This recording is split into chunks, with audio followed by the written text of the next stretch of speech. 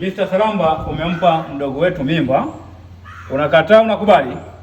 Sio nakataa nakubali. Hilo mimi nitakubali kitu ambacho hakionekani. Mimba si ilitoka jamani. Muulize mimba ilitoka na nini tu. Na mpaka tumetumia nguvu kubwa sana kukuita kwenye familia hii. Maana kijana unakuwa mbishi sana. So nguvu ni ubwagwa ndio ulinileta tu.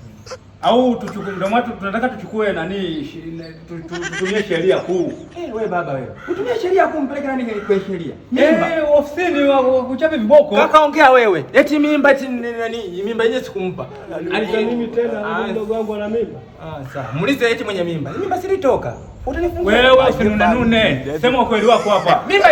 Ngoja, alikupa mimba akukupa mimba? Dada, ongea wewe. Huyu labda hivi wewe juzi pale sikukuta pale juu kwenye mgomba. Ulinikuta kwenye mgomba lakini wewe mimba ilitoka nikawakataza mkaendelea. Hivi sije kuwakataza nyinyi. Mimba na ndio maana nilikwambia kijana kwamba hii miti mnapanda kwenye mapela kupeana mapela, kuna kitu kitakuja kutokea kwenye familia. Kaka, yani, haya kieleweke kaka kilichotokea sasa.